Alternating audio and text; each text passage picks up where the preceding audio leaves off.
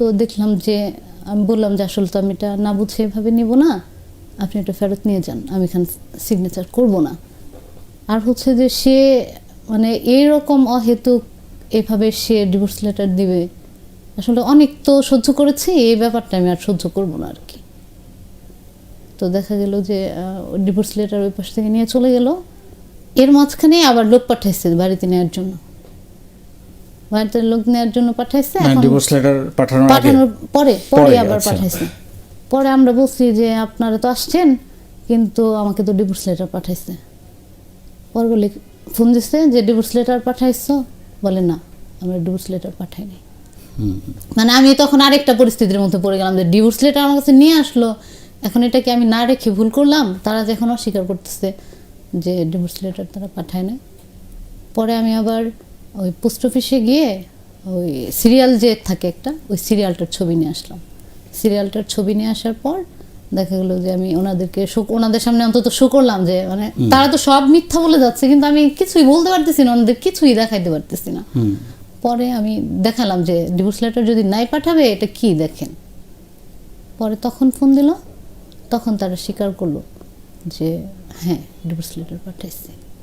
তো স্যার তখন আমি আর কি পারিবারিক আদালতে আমি একটা মামলা করেছিলাম যে অনেক তো ছাড় দিলাম, এইভাবে হেতুক এরকম করে মান সম্মান ক্ষতি করছে, ঠিক আছে ক্ষতি করছে, কিন্তু আমার একজন ছেলে আছে, অপ্রাপ্তবয়স্ক একজন ছেলে, বা এইভাবে তো আমাকে সে ডিভোর্স দিতে পারে না। পরে পারিবারিক আদালতে মামলা করার পর তখন আর তারা আর কি আসলো, মানে আমাদের সাথে আপোষ হবে সেজন্য আসলো। তখন আমি চিন্তা করলাম যে অনেক তো হয়েছে, এর পিছনে তো মানে জীবনে অনেক সময় নষ্ট করছি। তখন কিন্তু স্যার আমি মাস্টার্সে ভর্তি হচ্ছি বা আমার পরীক্ষা হবে এরকম একটা পর্যায়ে। তো বললাম যে আসলে সময় নষ্ট করবো না, দেখি তারা কি বলে, বসতে চায় একটু বসি। আমার মামলা ওই পাশে আছে, তারা বসতে চাচ্ছে এই পাশে আর কি, তারা মানে ওই মামলার ভয়ে এখন বসতে চাচ্ছে। তো বসলো, বসার পর আমি বলছি যে আমি আমার ছেলেকে দিব না। স্যার আমি মনে করি যে একটা মেয়ে বেঁচে থাকতে তার সন্তান দূরে থাকবে বা সৎ মা তার সাথে দুর্ব্যবহার করবে, এটা মনে হয় না একটা মেয়ে বেঁচে থাকতে আর কি এটা সহ্য করতে পারে। আমার এটাই চিন্তা ভাবনা ছিল যে আমার সন্তান যেন আমি বেঁচে থাকতে মানে অন্য কারো দুর্ব্যবহারের শিকার না হয়। আমি যেভাবে পারি, যত কষ্ট করে পারি, আমার ছেলেকে আমি আমার কাছে রাখবো, আমার মতো করে আমি মানুষ করতে চাই আমার ছেলেটাকে। সেই হিসেবে দাবি ছিল যে আমি ছেলেটাকে আমি রাখবো আমার কাছে। তারা আর বলে নাই দ্বিতীয়বার যে না দিব না, এরকম বলে নাই। তারা একটা কথা বলছিল স্যার, বলছিল আমরা খরচ দিব না, খরচ দিব না। বলছে খরচ দিব না। আসলে আমার চাওয়া ছিল ছেলেটা আমার কাছে থাকুক, সেটা দুনিয়ার যে কিছুর বিনিময়ে। আমি বলছি ঠিক আছে আপনারা খরচ না দিলেন আমি সেটাও মানব। তারপর স্যার এইভাবে আপোষ হলো। আর ওই যে স্যার প্রত্যেক দিন মানুষের বাসায় গিয়ে গিয়ে যে আমি যে টিউশন করতাম, সেই কষ্টের টাকায় যে আমি ঘর ভর্তি যে ফার্নিচার করে আসছিলাম স্যার, আমি এটা আসলে মানতে পারি নাই যে আমার এত কষ্টের জিনিসপত্রগুলো আরেকজন এসে মানে এই জিলি এসে ভোগ করবে, এটা মানতে পারি না।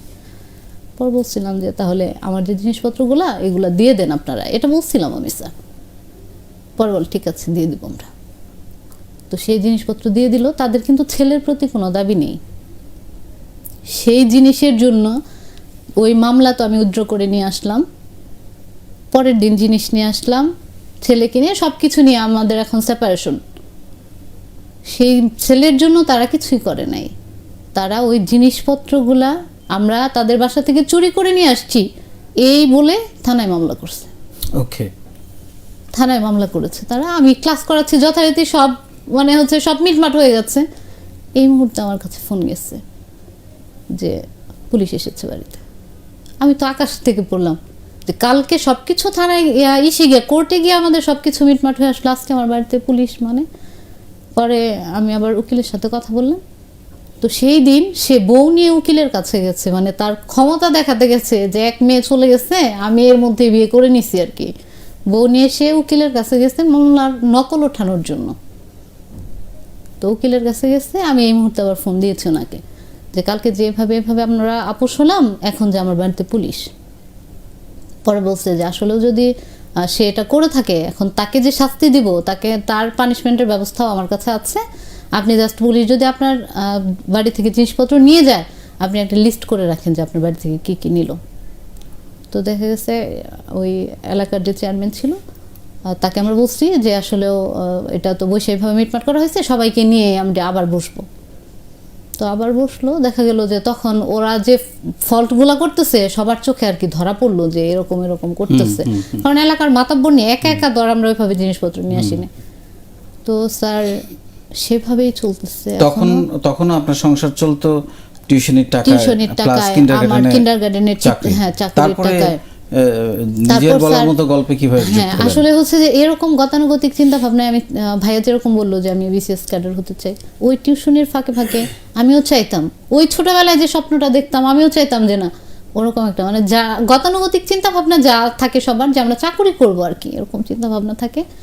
দেখা গেছে আমি ক্লাস নিচ্ছি, একটু ফাঁক পেয়েছি, সাথে গিয়ে বই নিয়ে, মানে স্কুলের ড্রয়ারটা ভর্তি আমার বই ছিল, একটু ফাঁক পেলে আমি বই নিয়ে চলে যেতাম, বসে বসে পড়তাম।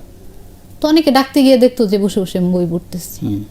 তো স্যার এরকম পর্যায়ে এর মধ্যে আর কি আপনার ওই 17 মার্চ থেকে যে বন্ধটা হলো করোনার জন্য, তো অনির্দিষ্টকালের জন্য বন্ধ হয়ে গেল, চাকরিটা চলে গেল মানে সব বন্ধ, চাকরি চলে যায় না কিন্তু সব বন্ধ আর কি, উপার্জনের রাস্তা বন্ধ হয়ে গেল।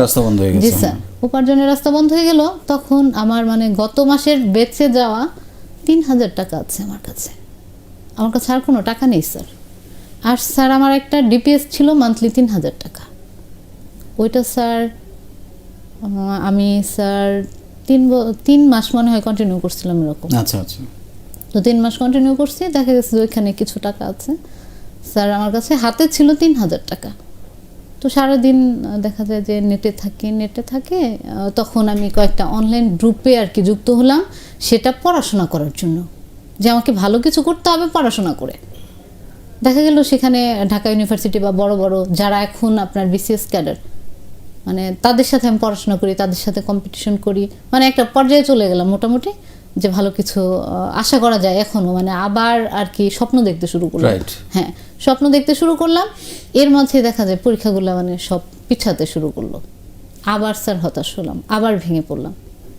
তো এর মধ্যে ভাবলাম যে দেখি আসলে বিজনেস টাইপের কিছু করা যায় কিনা।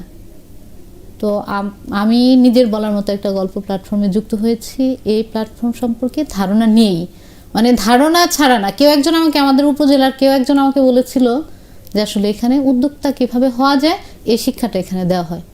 সেই ইচ্ছা নিয়ে স্যার আমি আপনার গ্রুপে জয়েন রিকোয়েস্ট পাঠালাম, রিকোয়েস্ট অ্যাকসেপ্ট হওয়ার পর স্যার আমি আসলেও দেখতে লাগলাম যে আসলে গ্রুপ সম্বন্ধে ধারণা না নিয়ে তো আমি এখানে কোনো অ্যাক্টিভিটিস করতে পারবো না। এটা স্যার আমি যেখানে ইন করি যে সেই বিষয়টা সম্বন্ধে আমার প্রথমে আগে ধারণা নিতে হবে, তারপর আর কি অ্যাক্টিভিটিসটা শুরু করতে হবে। তো শুরুতে দেখা গেল যে আমি এটাই চিন্তা করছি যে আমার একটা পথ পেতে হবে, এই প্ল্যাটফর্মে আমার একটা পথ পেতে হবে। তো খোঁজাখুঁজি করলাম যে কমিউনিটি ভলান্টিয়ার, তখন দেখি এই নামের পাশে লেখে কমিউনিটি ভলান্টিয়ার, এটা সেটা। পরে চিন্তা করলাম দেখি কিভাবে হওয়া যায়। পরে দেখলাম যে স্ট্যাটাস লিখলে তার স্ট্যাটাসটা যদি স্ট্যাটাস অফ দ্য ডে হয় সেক্ষেত্রে কমিউনিটি ভলান্টিয়ার হয়ে যায়। তো আমি সেই উদ্দেশ্যে কমিউনিটি ভলান্টিয়ার হওয়ার উদ্দেশ্যেই একটা স্ট্যাটাস লিখলাম স্যার, আমার সেই একটা স্ট্যাটাসে আমি কমিউনিটি ভলান্টিয়ার হয়ে গেছি।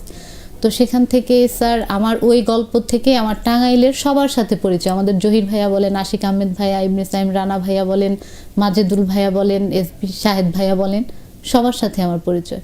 আর সাগরিকা ইকবাল আপুর কথা কি বলবো, ওনার ভূমিকা আমার জীবনে বড় বোনের চেয়ে মানে কোনো অংশে মনে হয় আমার কম না। আজকে এখানে এসেছি, আবিরুল ভাইয়া যেটুকু করলো বা অন্যান্যরা, ইবনে সাইম রানা ভাইয়া আছে, আমার মধুপুরে জাহেদ মৃধা ভাইয়া আছে, বিশেষ করে বলবো ইস্তিয়াক আহমেদ, সজীব ভাইয়ার কথা। মানে আমার মনে হয় যে আমার নিজের যদি ভাই থাকতো তাহলে এরকমই করতো। আপনি আরেকটা পরিবার পেয়ে গেলেন। আরেকটা পরিবার, জি স্যার, আমি আরেকটা পরিবার পেয়ে গেছি স্যার এই প্ল্যাটফর্মের মাধ্যমে। তো এই 200 টাকা থেকে, হ্যাঁ 200 টাকা, এখন একটা কিছু করতে হবে, আমি কি করব এখন? স্যার আপনি বলেছেন যে আপনি এমন একটা কাজকে আপনার উদ্যোগ হিসেবে বেছে নিন যেটা করতে আপনি কখনো ক্লান্ত হবেন না, যেটা আপনার পছন্দের কাজ, যেটা আপনার শখের কাজ। স্যার আমার শখ ছিল সেলাই করা আর ছিল রান্না করা। এখন আমি ভাবতেছি তাহলে কি করা যায়। আর স্যার আপনি অনেক সুন্দর করে একটা বিজনেস আইডিয়া দেন যে আপনি এটা করতে পারেন, এটা করতে পারেন, এটা করতে পারেন।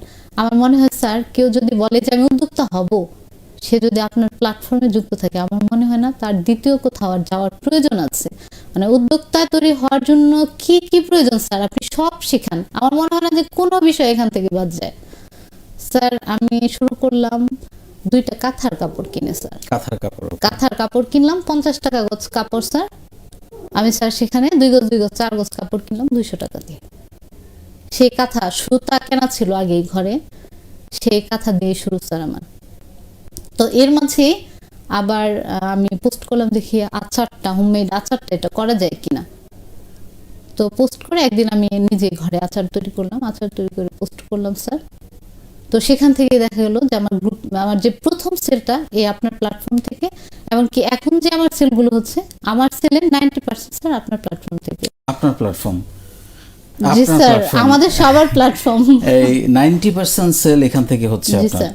এবং আপনার মাত্র 1 বছরের মধ্যে জি স্যার, 1 বছরের মধ্যে লক্ষাধিক টাকা আপনি জি সেল স্যার। করছেন এখন মাসে। জি স্যার। অসাধারণ। আপা, একদম লাস্ট 1 মিনিট আমাদের হাতে আছে, আপনি আপনার জীবনের ভুল থেকে শিক্ষা নিয়ে অন্য মেয়েদের জন্য কি বলতে চান? আসলে হচ্ছে যে আমি আমার গল্পটা এখানে আসলে শেয়ার করার একটা উদ্দেশ্য আছে যে আমার এই যে ভুলটা দেখে যেন আর যারা আছে, আমার ছোট বোনই বলি তাদেরকে, যারা আছে তারা যেন শিক্ষা নেয় যে আসলে স্যার আপনার কথাটাই যেন সবাই মানে, যে কারো অসহায়ত্বকে মায়া করা যায় কিন্তু তার প্রেমে পড়া যায় না, বা এত বড় ধরনের কোনো সিদ্ধান্ত নেওয়া যায় না। আর হচ্ছে স্যার আপনি আমাকে আর কি লেগে থাকার যে শিক্ষা, আমি আসলে অনেক কিছু শুরু করেছি কিন্তু এভাবে লেগে থাকতে পারিনি, আর এই লেগে থাকাটার শিক্ষা স্যার আপনি আমাকে দিয়েছেন আর কি। তো আমি বলবো যে নিজের বলার মতো গল্প, এটা এমন একটা প্ল্যাটফর্ম যেখানে যদি কেউ লেগে থাকে, শুরু করার পর যদি লেগে থাকে, সে নিঃসন্দেহে নিজের পরিচয় তার কাজের মাধ্যমে দিতে পারবে। আর স্যার আপনি প্রতিনিয়ত আমাদের শিখিয়ে যান যে নিজের পরিচয় শুধুই নিজের কাজ, শুধু নিজের কাজ। আপনার বাকি প্রোডাক্টগুলো জানা হলো না, আপনি কাঁথা জি দিয়ে স্যার, শুরু আমি করেছেন। কাঁথা দিয়ে শুরু করেছি, হোমমেড মানে আমি আচার, চাই আপনার প্রোডাক্টগুলো লোকজন কিনুক, জি এই জন্য স্যার। জানতে চাচ্ছি।